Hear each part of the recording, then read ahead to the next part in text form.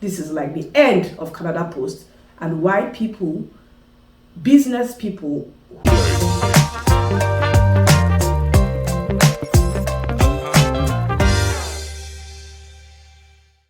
beautiful people, welcome back to the Canada Info channel. My name is Wolo. I am a regulated Canadian immigration consultant based in New Brunswick, Canada. I talk about life in Canada, immigrating to Canada, and everything that you need to know about Canada. So if you're new to this channel, please do one thing, subscribe. And I'm going to give you 5 seconds. Have you subscribed? Okay, that's good. To my old subscribers, my loyal followers, thank you so much. I see you guys, especially New Brunswick. I'm feeling so much love from my New Brunswickers. Yay. Okay, so I want to say thank you. How is Manitoba? I'm still a Manitoban. Anyway, you've seen the title of this video, and I'm going to share some background information and then also give you my personal experience with Canada Post. Now, it's already 10 days that Canada Post union workers went on strike. They went on strike November 15, and they are demanding 3 things. Number 1, wage increase. Number 2, work conditions. Number 3, technology integration for their work. And it will interest you to know that Canada Post has been experiencing losses. They've been experiencing losses for some years. As at last year, they experienced $748 million pre-tax loss as at last year.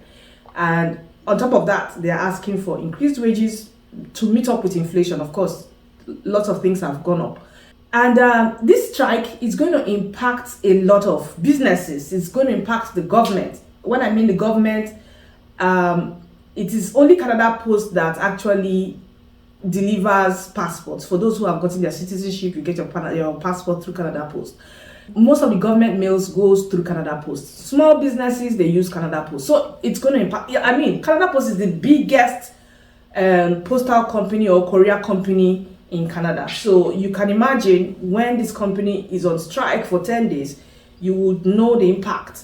And this strike also will make them have more losses. They're already experiencing losses. Now this 10-day strike is going to make them have more losses. It's going to impact everybody except they use the alternative options, which I'm going to talk about at the end of this video. But I want to share my story and my experience with Canada Post, and I'll tell you reasons why I feel this is like the end of Canada Post. Business people who have the foresight should jump on this and democratize Canada Post. Although there are some options, but I feel that there needs to be a major competition for Canada Post for them to wake up. And this is my experience. So sometime this year, my sister, I call her my sister, she's my sister, although not the same parents, but she's my sister. She was coming to visit her family in Canada, and I begged her that she should help me carry some of my package from Nigeria. I paid 2 personal shoppers to shop for items for me, food items, clothing items, lots of things in Nigeria. And they were able to put all the items into one luggage, which is a 23 kg luggage. She came to Canada in July. I was able to bring my items intact from Nigeria. It got to Canada. It landed in Manitoba. Of course, my other siblings are in Manitoba. So, I mean, she gave it to them.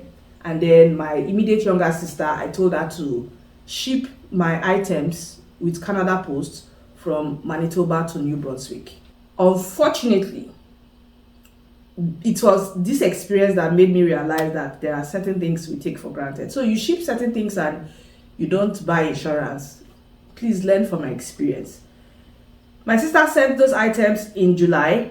She didn't buy insurance. I paid almost $200 for the items to be shipped. And she didn't do normal shipping. It was a tracked ship. And then I was monitoring the tracker. The due date for when the item was supposed to be delivered came, and I didn't see my item. So I called Canada Post and said, I'm expecting an item. This is the tracking number, blah, blah, blah. They said, oh, okay, because it's in transit, they cannot tell me when it will be delivered. The first day passed, second day passed. I called Canada Post again. Canada Post said I should raise a ticket that since there's delayed delivery, I should raise a ticket so that they can start investigating. I raised the ticket, and then they gave me a ticket number. After some days, they said my sister who sent the package should raise her own ticket because she's the sender. I am the owner of the package. I asked my sister to just help me send it, but they are saying that since she's the sender, she has to raise her own ticket. That I, who is the receiver, they will not attend to my ticket. That's what they said. So, and all these transactions were through phone calls. So my sister raised the ticket on my behalf, and then they started investigating. I followed up again 1 month after. Guess what? They said my package is missing. That if I didn't pay for insurance for the package, sadly, there's nothing they can do. The only thing they can do is to refund the money that was paid for the shipping. So please, learn this. If you're shipping anything through Canada Post, pay for insurance. If whatever you're shipping is valuable to you within Canada, please pay for insurance with the shipping. I am telling you from my own experience. It was after this experience that I realized that we shouldn't be taking certain things for granted. So as I'm talking to you till today, my 23 kg worth of items, 23 kg that came safe from Nigeria, that somebody sacrificed her own luggage for my own luggage to come into Canada, got stolen from Canada Post.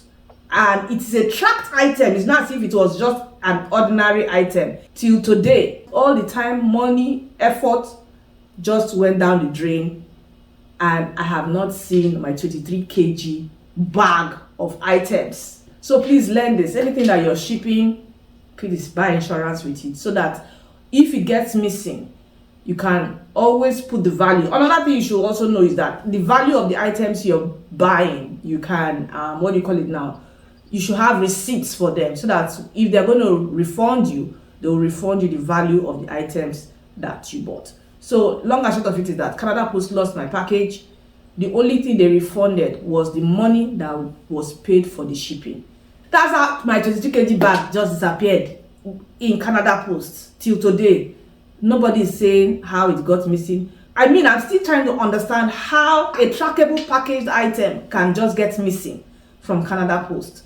And from this strike, I am getting to understand that there are lots of laxities going on within the system, which made me to experience this loss. I just want to use this opportunity to give you options or alternatives to Canada Post. Number 1 option is Pro Later, although they have their own issues, but I mean. Number 2 option is UPS. Number 3, FedEx. Number 4, Chit Chat. Number 5, DYK Posts. And number 6, Tilt Go. So these are the 6 alternatives to Canada Post.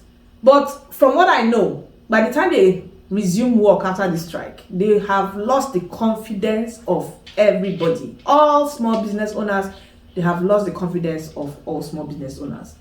They have lost the confidence of government officials. They have lost the confidence. In fact, everybody, even me, they have lost my confidence. I'm even scared of ordering any item from Amazon these days because I don't know whether it will get to me, because Amazon is partnered with Canada Post. You can imagine the loss. Or I don't know if Amazon will find an alternative. Probably they will. But just to tell you the impact of this strike. People are not seeing it, but the impact is really, really massive. The impact of this strike is really, really massive. And I just feel that serious-minded business people who have innovative, disruptive ideas should come up with a beautiful business idea that would, be a serious competition to Canada Post.